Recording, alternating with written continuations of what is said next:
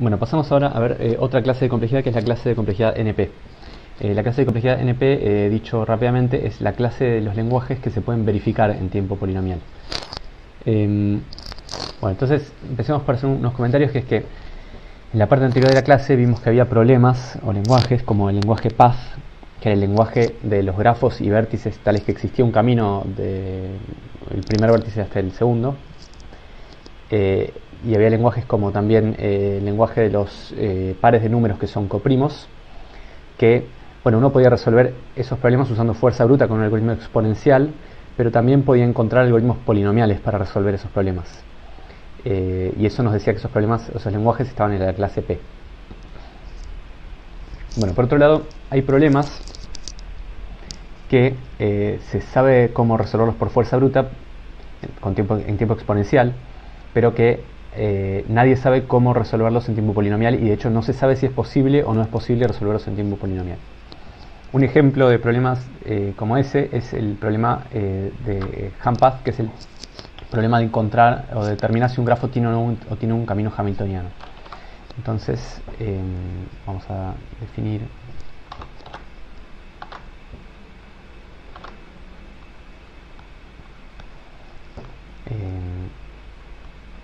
en un grafo dirigido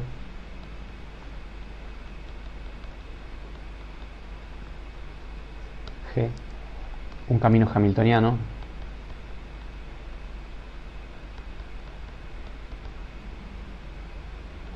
es un camino dirigido, o sea, una secuencia de flechas, ¿no?, de aristas con dirección, con sentido, que la idea es que pasa por todos los vértices, pero nunca repite vértices, o sea que pasa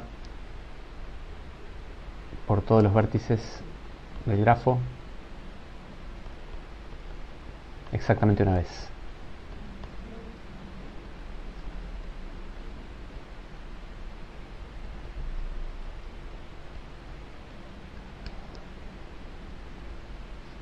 Por ejemplo, si G es este grafo, voy a copiarme un pequeño ejemplo para que el ejemplo no sea muy tonto, digamos. Tenemos así.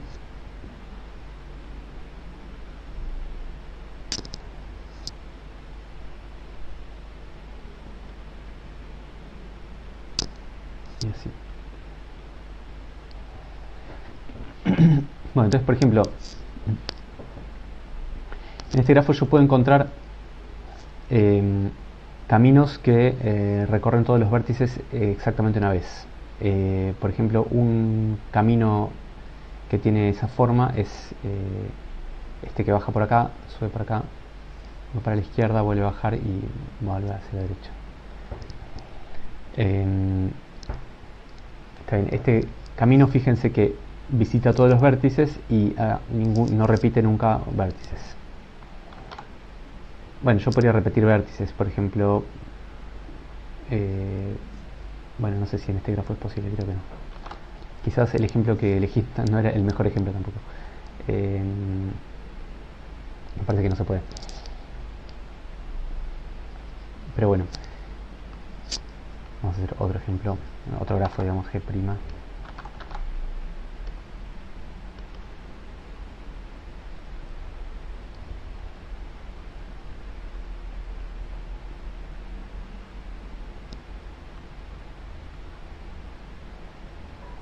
Bueno, en este grafo, por ejemplo, si yo empiezo desde este vértice, no hay una manera de encontrar un camino hamiltoniano, ¿no? Porque yo puedo encontrar un camino que recorra todos los vértices, por ejemplo, este camino recorre todos los vértices, pero visita este vértice dos veces. Entonces, eso, si bien visita todos los vértices, no lo hace visitando exactamente una vez cada uno.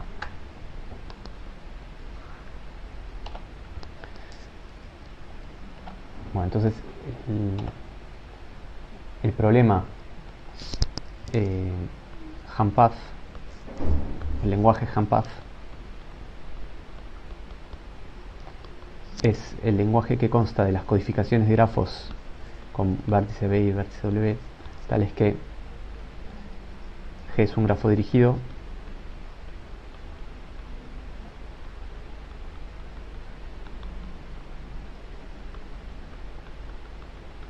y existe un camino hamiltoniano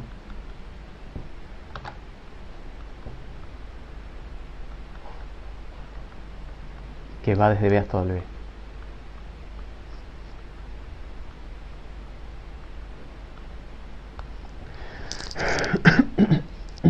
Entonces este es un lenguaje, es un conjunto de strings, de cadenas, que representan o codifican grafos y vértices.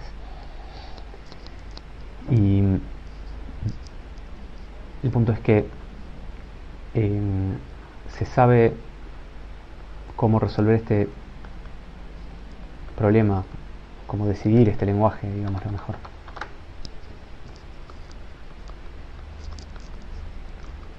O sea, dado una cadena, un grafo y dos vértices, yo puedo determinar si pertenece o no pertenece a este lenguaje, o sea, si hay un camino hamiltoniano o no de BW. Se sabe cómo decidir este lenguaje en tiempo exponencial, haciendo fuerza bruta.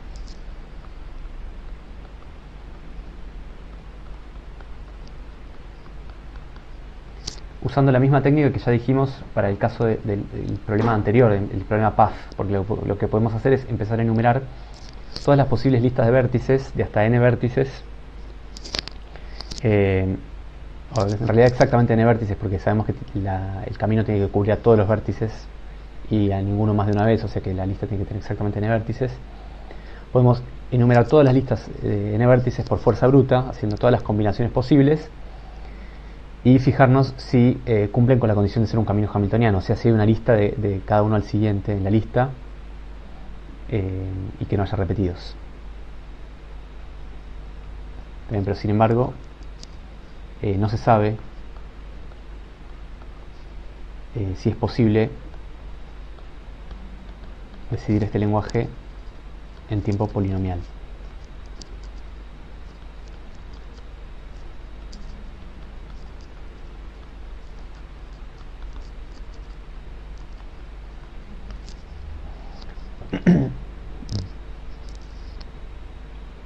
O sea, esta pregunta es una pregunta que realmente nadie sabe cómo responder. O sea, en este momento del desarrollo de la ciencia de la computación, digamos, en la humanidad, nadie sabe si este problema se puede decidir o no en tiempo polinomial. Y bueno, este problema no es un caso aislado, hay un montón de problemas que están en esta misma condición, o sea que se sabe cómo resolverlos haciendo fuerza bruta en tiempo exponencial, pero nadie sabe si se pueden decidir en tiempo polinomial. O sea, nadie encontró un algoritmo que los decida en tiempo polinomial y tampoco pudo nadie demostrar que no es posible decidirlo en tiempo polinomial. ¿Está bien? Bueno, pero sin embargo, este problema tiene una característica que es notoria, digamos, que es que, sin embargo, sí es posible verificar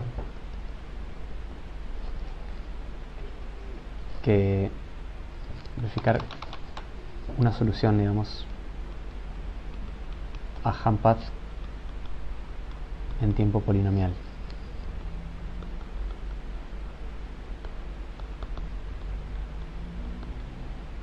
¿Qué significa eso? Significa que, bueno, suponete que yo encontré una solución a el problema de encontrar un camino hamiltoniano desde, llamemos a este vértice B, este vértice llamémoslo B y este vértice llamémoslo W.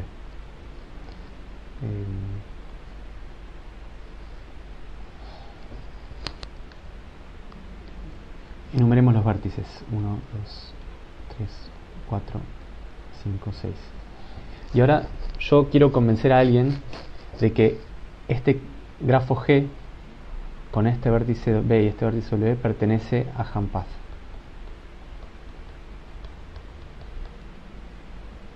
Bueno, ¿cómo me convencí yo de que este grafo tenía un camino hamiltoniano? Bueno, por ahí lo hice por fuerza bruta, empecé a probar con todos los caminos y encontré uno que era un camino hamiltoniano. Y por ahí encontré el camino ese que decíamos antes, que era el camino 1, 4, 3, 2, 5, 6, que hace algo así como 1, 4, 3, 2, 5, 6. Encontré este camino. Y ahora yo quiero convencer a alguien de que este grafo tiene un camino hamiltoniano. ¿Cómo puedo hacer para convencer a alguien de que eso es verdad? Bueno, primero algo que le podría decir es, bueno, fíjate que es hamiltoniano, corre este algoritmo de fuerza bruta y demora tiempo exponencial en buscarlo y lo vas a encontrar, porque yo lo encontré, así que vos también lo vas a encontrar. Esa sería una cosa que le puedo decir y lo convencería de esa manera. Pero para convencerlo de esa manera, lo obligaría a incurrir en un tiempo exponencial, ¿no? Que haga una búsqueda por fuerza bruta de un camino. Algo más fácil que yo puedo hacer es decirle, mira, toma, este es un camino hamiltoniano del grafo, y lo que vos puedes hacer ahora es chequear que esto es un camino hamiltoniano, y efectivamente eso es fácil, y esa otra persona lo puede hacer en tiempo polinomial, ¿no? Porque yo le doy este camino y después decir, ah, sí, de 1 y 4 hay una lista, de 4 a 3 también, de 3 a 2 también, de 2 a 5 también, de 2 a 5 a 6 también. Este camino tiene 6 elementos, y hay 6 vértices en el grafo y no hay repetidos, así que sí, este grafo tiene un camino hamiltoniano. Entonces esa verificación se puede hacer en tiempo polinomial.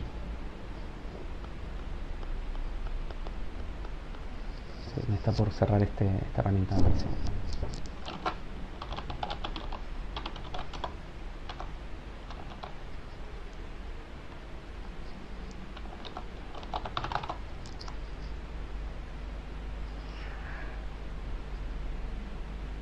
Entonces, si bien el problema no se puede decidir en tiempo polinomial, o mejor dicho, nadie sabe cómo decidirlo en tiempo polinomial, la verificación sí se puede hacer en tiempo polinomial. Eso es algo que sabemos hacer.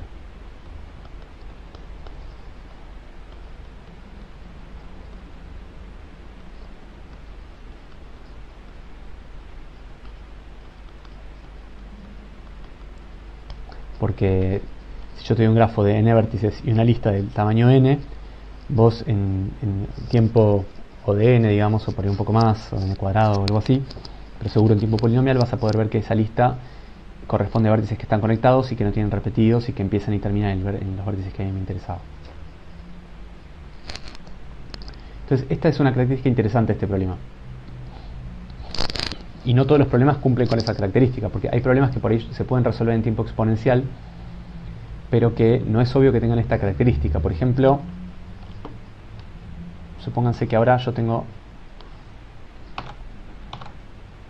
este grafo G'. Por ejemplo, le borro esta lista.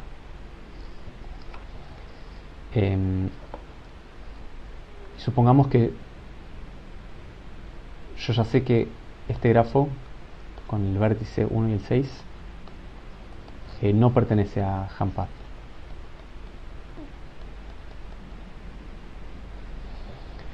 ¿Cómo es que yo me di cuenta de que no pertenecía a HAMPath? Bueno, quizás lo hice por fuerza bruta, ¿no? O sea, porque si yo pudiera saber rápidamente que el grafo no pertenece a HAMPath, también podría saber rápidamente si un grafo sí pertenece a HAMPath, ¿no? Porque sí, mejor dicho, lo voy a escribir así.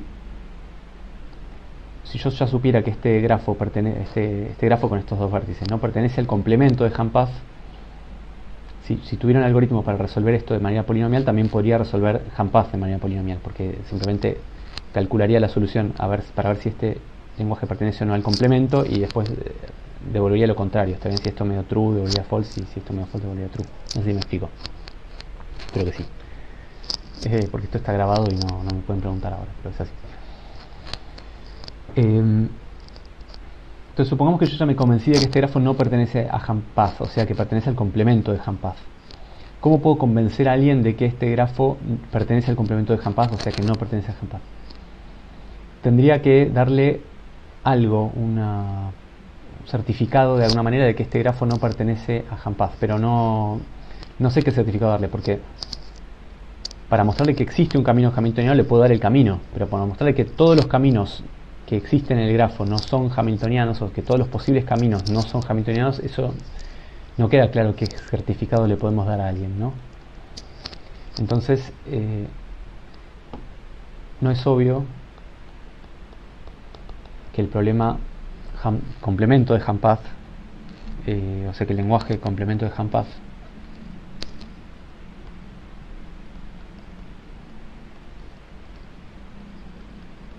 se pueda verificar en tiempo polinomial.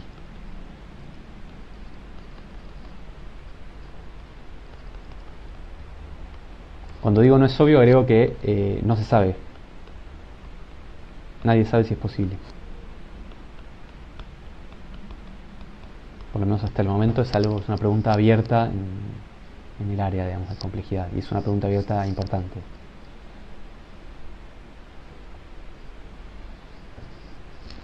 Bueno, veamos otro ejemplo. Por ejemplo,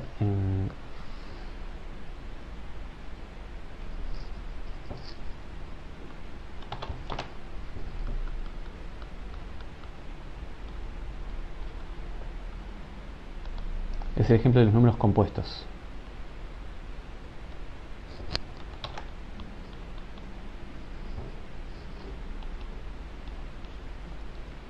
Un número natural es compuesto si no es primo, o sea, si tiene algún divisor. O sea que el conjunto de los números compuestos, el lenguaje de los números compuestos es el lenguaje de los números naturales. En realidad sería, bueno, una codificación escribiendo sus dígitos, ¿no? en alguna base, por ejemplo en binario, donde n es un número natural y existen números p y q naturales que no sean, tienen que ser ambos mayores que 1, ¿no? Tal es que n es igual a p por q. Son factores de n.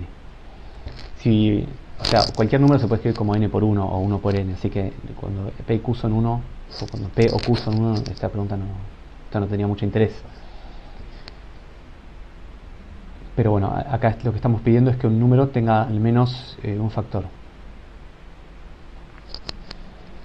Bueno, este lenguaje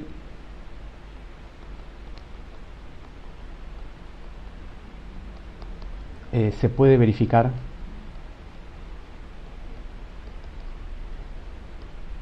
en tiempo polinomial.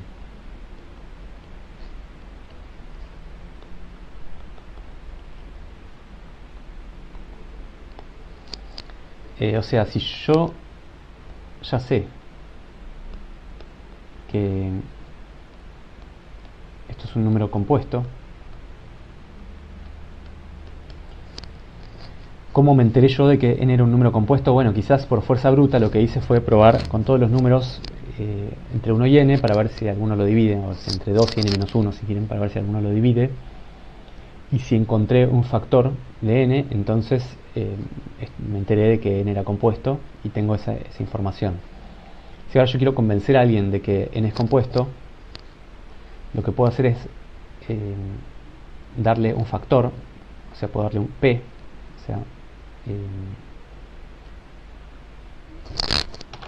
proveyéndole a alguien el número n,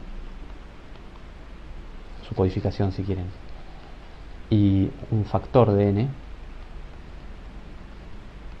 llamémoslo p, un factor p de n, puede verificar polinomialmente, puede verificar en tiempo polinomial, ese interlocutor nuestro puede verificar en tiempo polinomial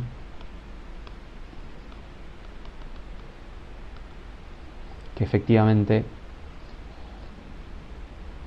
n pertenece a compuestos, o la codificación de n pertenece a compuestos. ¿Está bien? Bueno, y esto es parecido al anterior, o sea, por el lado del complemento,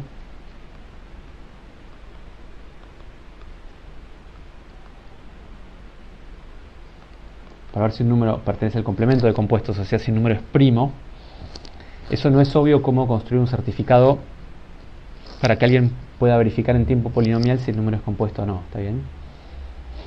Bueno, en este caso esto sí se puede hacer en tiempo polinomial, pero no es para nada obvio, porque si yo sé que un número no tiene ningún factor primo, ¿qué tipo de certificado te puedo dar para que vos veas que no era primo? Perdón, para que veas que sí era primo.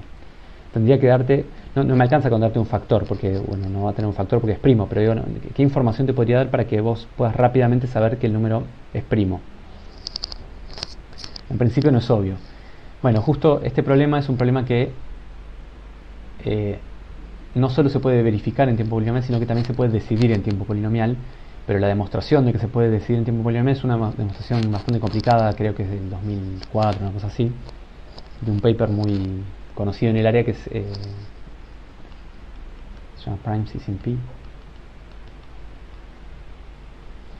que es el primer trabajo donde se demostró que el problema de ver si un número es primo se puede resolver en tiempo polinomial.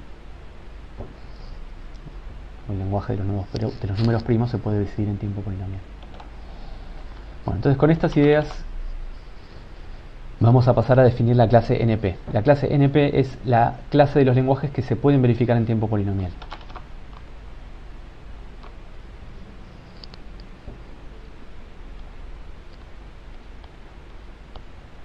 Entonces vamos a definir primero qué es un verificador. Un verificador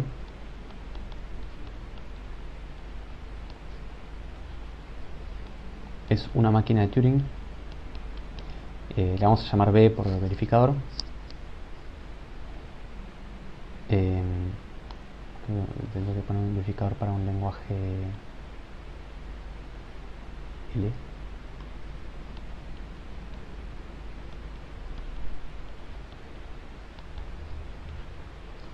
Entonces, si tenemos un lenguaje L, que es un subconjunto de todas las cadenas posibles del alfabeto, un verificador para ese lenguaje es una máquina de Turing B tal que el lenguaje L consta exactamente de las palabras tales que el verificador acepta la palabra, pero si yo la acompaño de un certificado.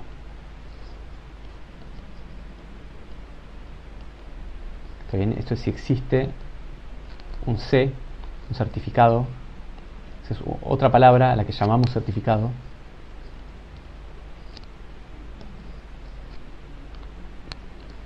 Que nos permite, nos da como una ayuda de una manera intuitivamente, que nos permite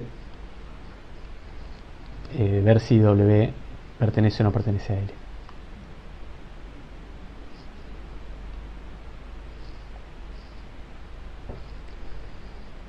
Bueno, acá una observación importante es que medimos el tiempo de ejecución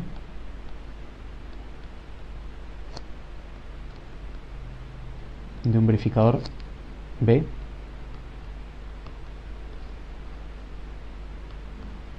en función del tamaño de W.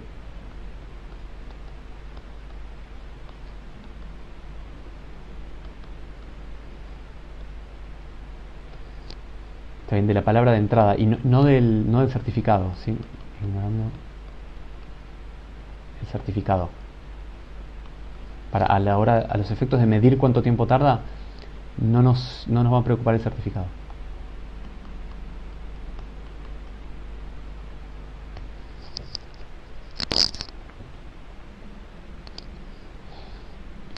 Y bueno, vamos a decir que un verificador B es de tiempo polinomial.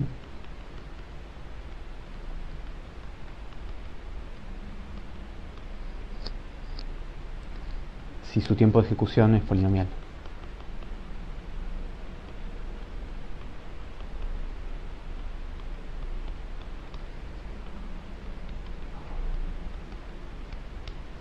Vamos a decir de tiempo polinomial o simplemente polinomial, porque en esta clase por lo menos nos va a interesar solamente el tiempo.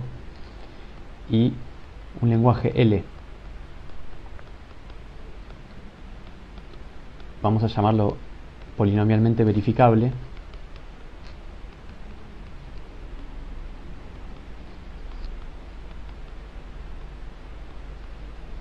si tiene un verificador polinomial.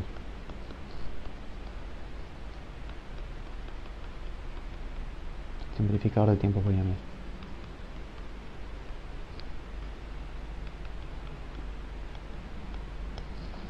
¿Está bien? Bueno, entonces por ejemplo,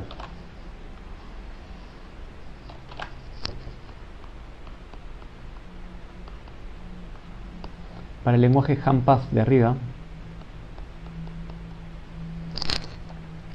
que era el lenguaje de los grafos y pares de vértices tales que existía un camino hamiltoniano desde esta W, este lenguaje es polinomialmente verificable.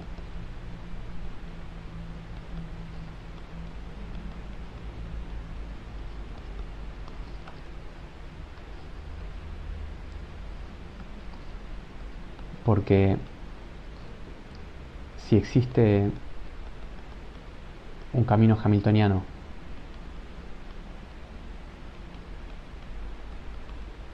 de B a W en un grafo G,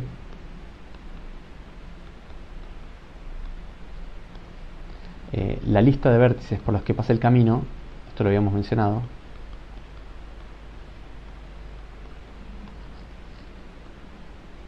lista de vértices por los que pasa el camino, digamos,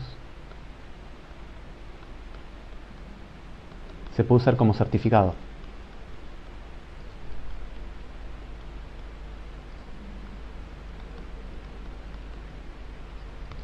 ¿No? O sea, yo podría construir un verificador B que recibe un grafo G, una lista B, una lista W y una secuencia de vértices x1, x2, xn, una lista de vértices. Recibe toda esta información junta. Vamos a escribirlo así, porque el verificador recibe la entrada y el certificado.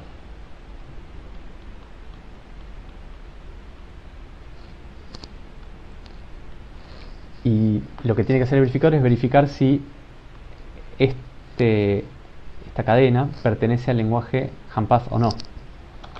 Bueno, lo que puedo hacer es ver si x1 es igual a b, xn es igual a w. O sea, tiene que checar un montón de condiciones, que esta sea x1 sea b, que xn sea w, que no hay repetidos,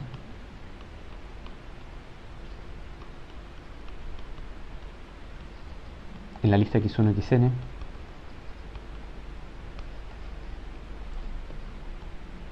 ver si todos los vértices de G están en la lista,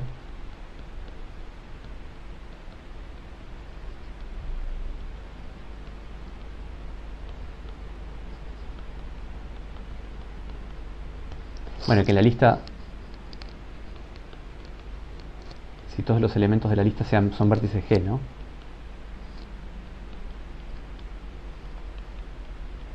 Y que no haya cosas que no sean vértices G.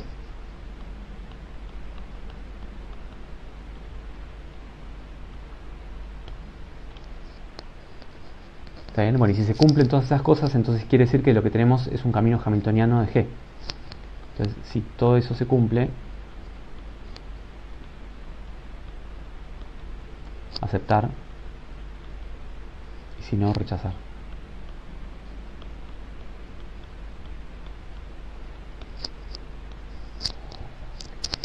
Y entonces este B es uno podría construir una máquina de Turing B que haga este trabajo. Esta máquina de Turing serviría para verificar que esta cadena pertenece al lenguaje Hampath y tendría tiempo de ejecución polinomial. Eso quiere decir que Hampath es un lenguaje polinomialmente verificable. Bueno, y otro ejemplo es el ejemplo de los números compuestos. También es un lenguaje polinomialmente verificable.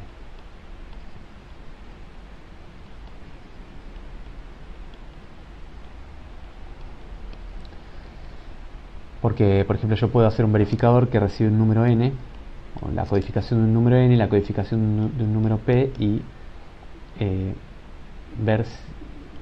verificador vería si p divide a n. O sea, calcular el resto de n, la división por p, por ejemplo. Entonces, si lo divide, aceptar, y si no, rechazar.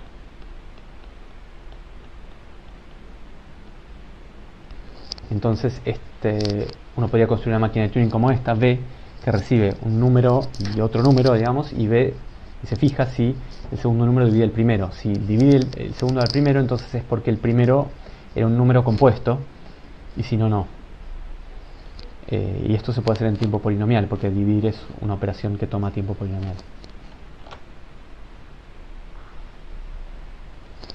Bien, entonces ahí tenemos dos ejemplos de lenguajes que son polinomialmente verificables. Bien, y la definición de la clase NP va a ser exactamente esa, o sea, vamos a definir la clase NP. NP es exactamente el conjunto de los lenguajes o la clase de los lenguajes. El lenguaje es un subconjunto de las cadenas de alfabeto, tal es que L es polinomialmente verificable.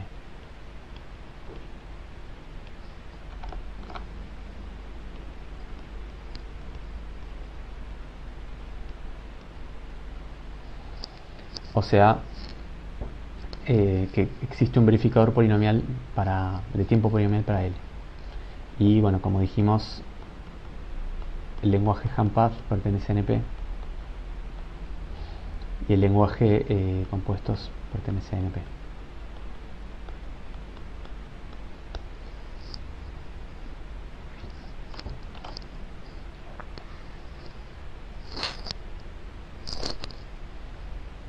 Bueno, una primera observación que podemos hacer es que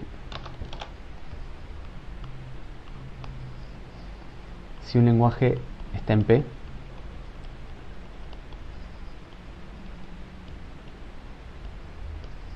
también está en NP.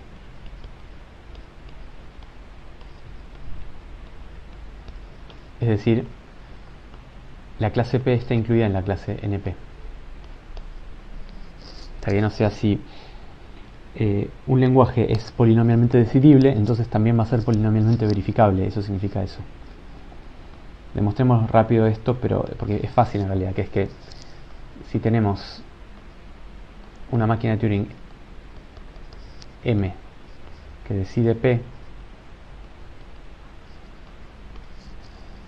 podemos construir un verificador polinomial para P.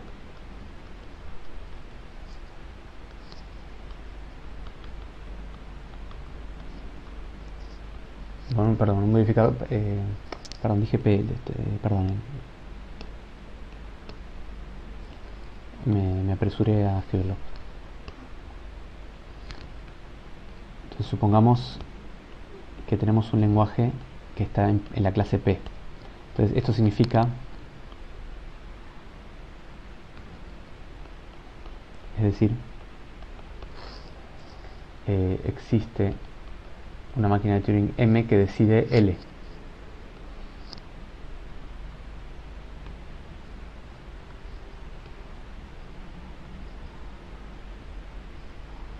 Que decide L. Bueno, y podemos construir un verificador polinomial para L. Porque podemos hacer una máquina B que recibe una cadena W y un certificado C. Y lo que hace este verificador es ignora el certificado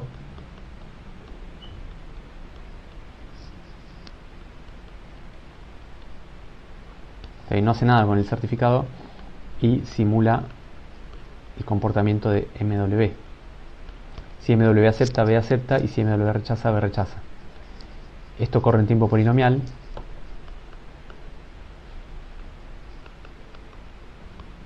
y verifica el lenguaje L.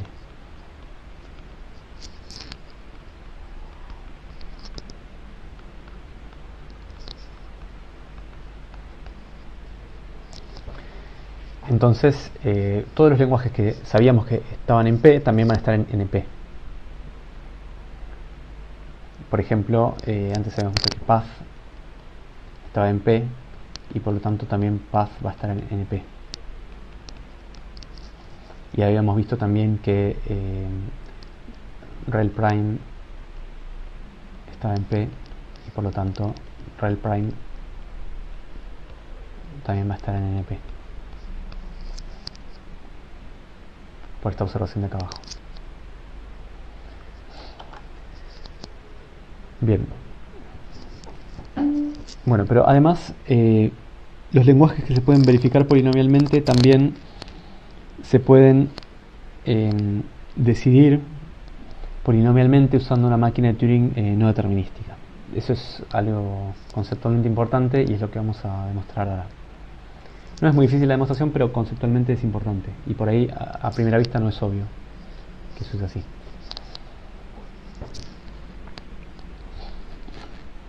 Entonces, Vamos a ver primero un ejemplo.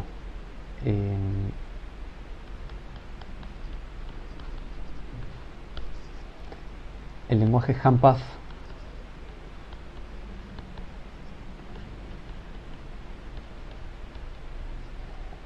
se puede decidir con una máquina de Turing no determinística en tiempo polinomial.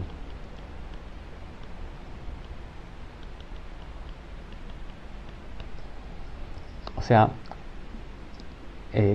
recuerdo, ¿no? El lenguaje HAMPath se puede decidir con una máquina de Turing determinística en tiempo polinomial. Bueno, eso es algo que no se sabe. O sea, nadie sabe si eso se puede hacer o no. Lo que sí se sabe es que el lenguaje HAMPath se puede verificar en tiempo polinomial con una máquina de Turing determinística. O sea, si yo te doy una palabra y un certificado, vos podrías verificar que esa palabra está en el lenguaje HAMPath. Pero además, otra cosa que uno también puede hacer es decidir el lenguaje HAMPath, o sea, decidir si una palabra está o no en el lenguaje HAMPath en tiempo polinomial siempre y cuando uno use una máquina de Turing no determinística. Entonces, eso funciona así. La idea es, construimos, para justificar esta afirmación de acá arriba, construimos una máquina de Turing no determinística, la que llamamos n, para decidir HAMPath.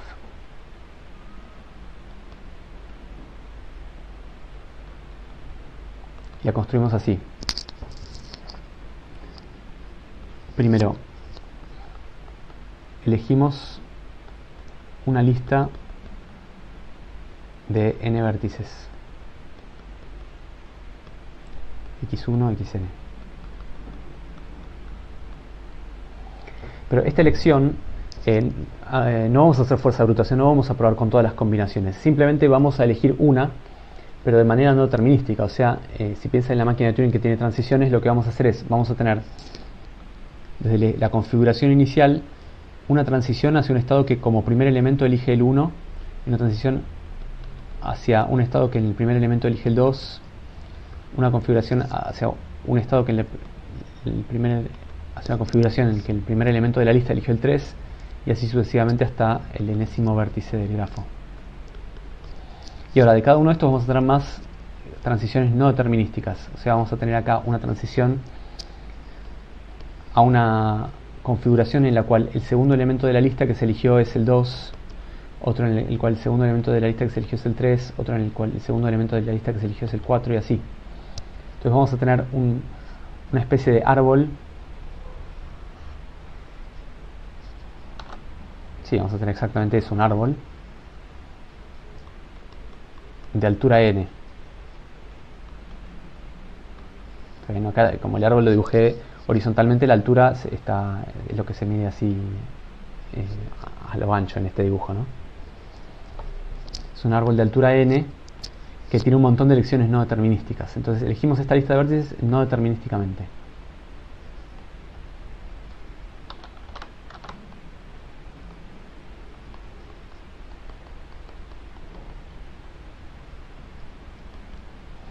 Y una vez que elegimos esa lista de vértices no determinísticamente, chequeamos, yo diría verificamos, pero quiero evitar esa palabra para que no se confunda con la verificación de antes. Chequeamos si la lista es un camino hamiltoniano.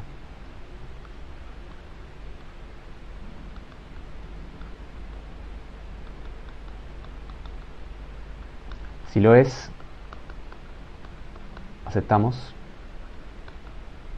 Si no, lo rechazamos. Bueno, entonces fíjense que esto se puede hacer en tiempo polinomial. Esta parte que tenemos acá es una parte determinística, o sea, uno puede escribir un algoritmo determinístico que chequee esto en tiempo polinomial. La única parte no determinística está acá arriba, que es cuando elegimos esa lista de vértices. Y la elección de esa lista de vértices se puede hacer en n pasos, ¿está bien? Porque el árbol tiene altura n, entonces son n pasos no determinísticos.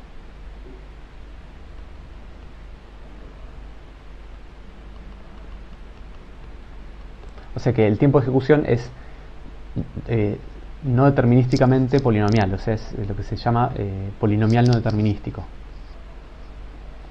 Entonces, esta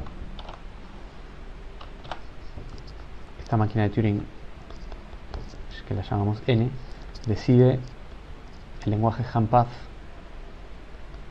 en tiempo polinomial no determinístico.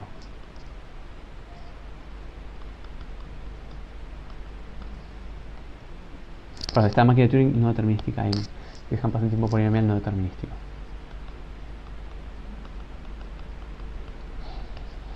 Tiempo polinomial no determinístico significa simplemente que lo que estamos considerando es la altura del árbol, como ya habíamos dicho antes, que era el tiempo, la manera en que definimos el tiempo de ejecución para una máquina de Turing no determinística, como la altura de ese árbol.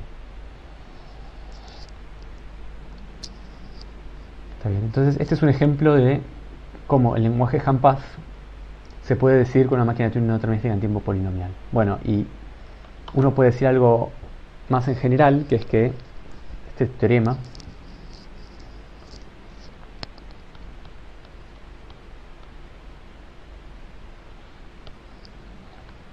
es que puedo borrar esto. El teorema dice que un lenguaje L está en la clase NP si y solo si existe una máquina de Turing no determinística, llamémosla N, que decide el lenguaje L en tiempo polinomial.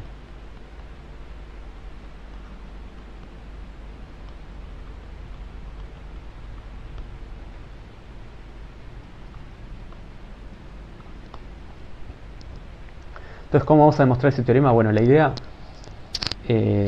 van a ver que no es difícil, es que si un lenguaje está en NP es porque tiene un verificador polinomial, y a partir de ese verificador polinomial vamos a poder construir una máquina de Turing no determinística que decida en tiempo polinomial.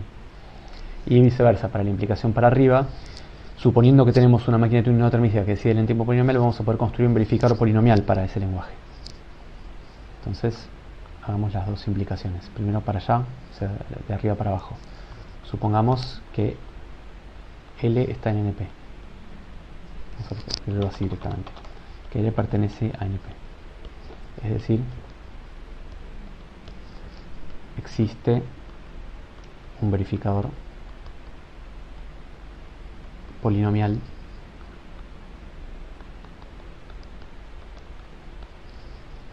en B para L.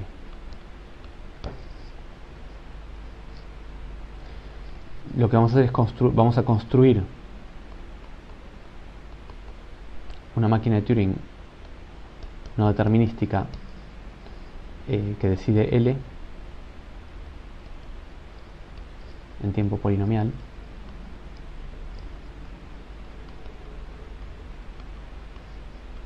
así, digamos, de la siguiente manera. La máquina N recibe como entrada una palabra y lo primero que hace es elige no determinísticamente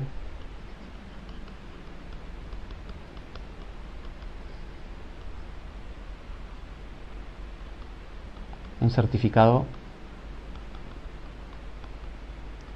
C. ¿Está bien? Bueno, y acá hay un detalle que no es menor en realidad, que es cuando yo digo elegir no determinísticamente, no puedo elegir no determinísticamente entre infinitas opciones. También tiene que ser entre opciones finitas. ¿Cuántos posibles certificados puedo elegir? Bueno, la cantidad de certificados la vamos a acotar por el tiempo de ejecución de B. También vamos a escribir eso.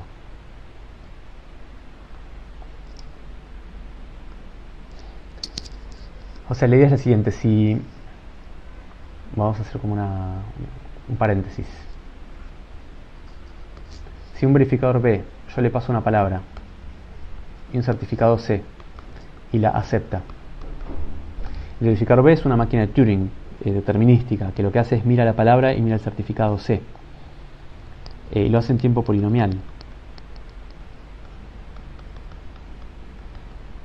Supongamos que lo hace en t de n pasos. Si lo hacen, vamos a poner, para ser más concretos, vamos a poner n al cubo. Total, después lo escribimos en general, pero ahora, como quiero solamente de intuición, vamos a hacer un ejemplo. Supongamos que b termina siempre en n al cubo pasos. Entonces, ¿cuántos símbolos de certificado va a poder mirar el verificador B? Bueno, el verificador B es una máquina de Turing que tiene que mover el cabezal. Entonces, si en algún momento llega a mirar el certificado, la cantidad de símbolos del certificado que va a poder mirar va a ser a lo sumo n al cubo, ¿no? Porque si la máquina termina en n al cubo pasos, no va a poder mirar más de n al cubo letras del certificado C. Entonces, el certificado, si es, por muy largo que sea, el verificador nunca va a poder mirar más allá de su tiempo de ejecución.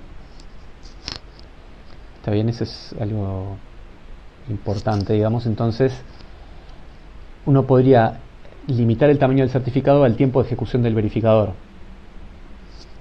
¿Está bien? Porque si después uno extiende el certificado con más cosas, todas esas cosas con las que lo extienda el verificador nunca las va a llegar a ver.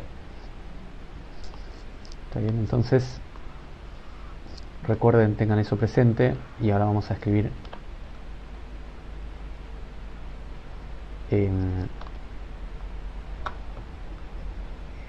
hasta qué tamaño podría ser este certificado. Entonces, supongamos que B, que es el verificador, termina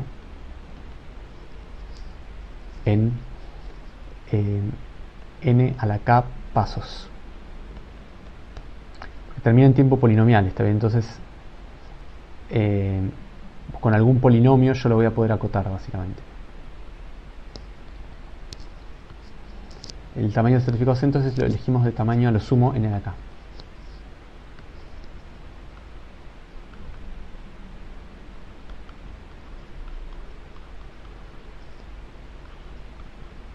N a la k. Y ahora, una vez que lo elegimos, simulamos el comportamiento del verificador B cuando se lo alimenta con la entrada W acompañada del certificado C. Si el verificador acepta, N acepta, y si el verificador rechaza, N rechaza.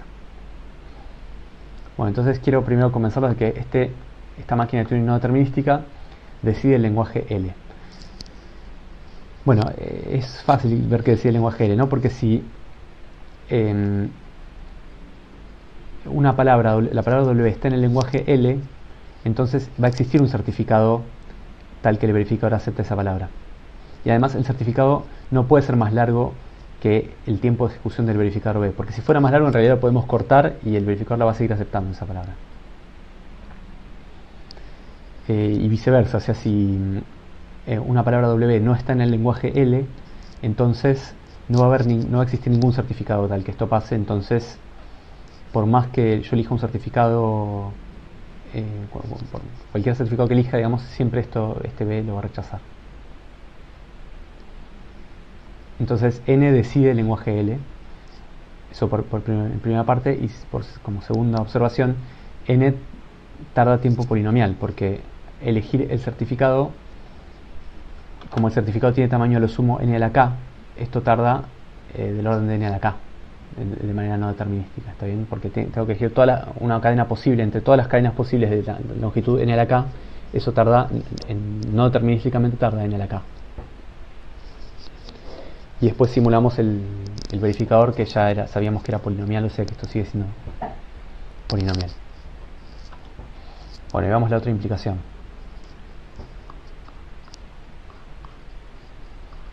Supongamos ahora que existe una máquina de Turing no determinística, N, que decide el lenguaje L en tiempo polinomial.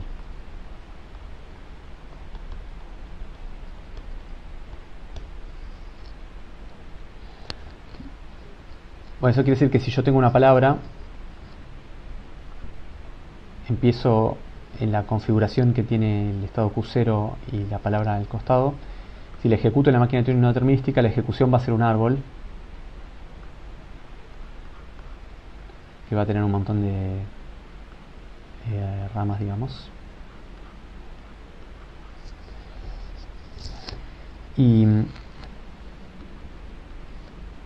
si la palabra pertenece al lenguaje L, entonces alguna rama va a llegar al estado coaccept.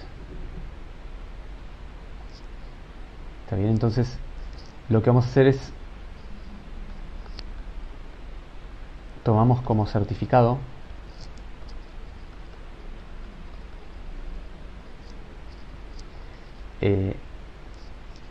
el camino que conduce desde la raíz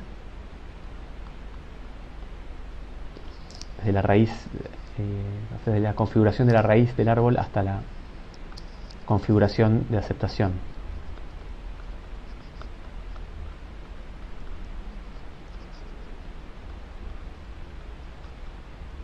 Hasta la configuración que está en el estado coaccept.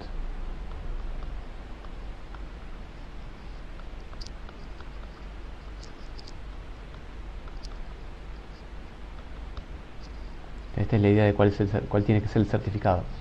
Entonces construimos el verificador así.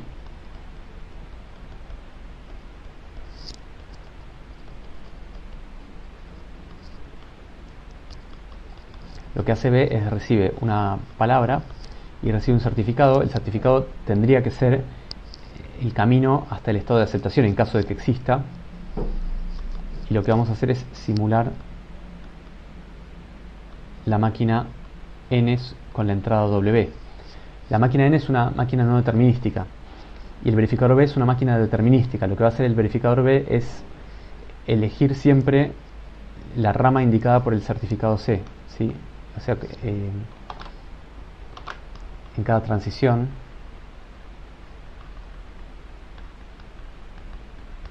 se elige la rama o la opción indicada por el certificado C.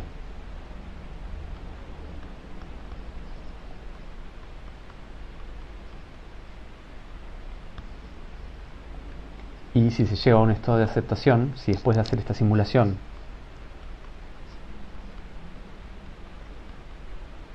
a un estado de aceptación, aceptar y si no rechazar.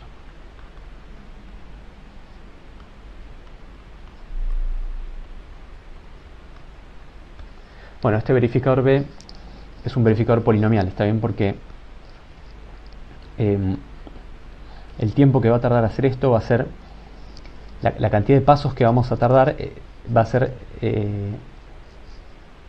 a lo sumo la altura de este árbol, y la altura de este árbol era el tiempo de ejecución de la máquina N, que ya sabíamos que era tiempo polinomial, o sea que esto va a ser polinomial. En realidad acá hay que multiplicarlo por el costo de simular cada paso, porque vamos a tener una cantidad polinomial de pasos y cada paso lo vamos a tener que simular. Pero bueno, simularlo también se va a poder hacer en tiempo polinomial. Y bueno, esto es inmediato, entonces el verificador resulta ser un verificador polinomial.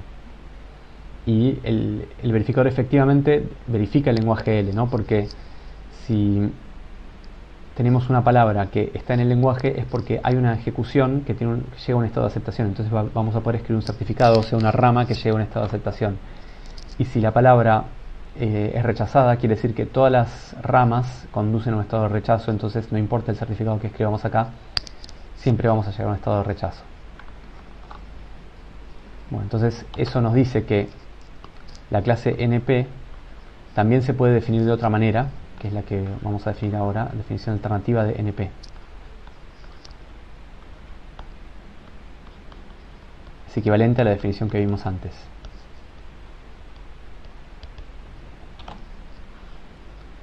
Vamos a definir si T es una función. Se está por cerrar esto, me parece, otra vez.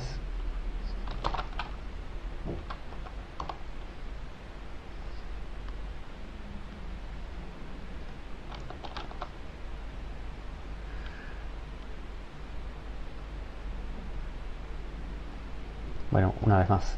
Si T es una función que da un número natural, nos da un número real, escribimos n-time tdn. Esto es análogo a la definición que habíamos visto antes de time, solo que time era una definición asociada a máquinas de Turing determinísticas y esta es una definición asociada a máquinas de Turing no determinísticas, por eso la n.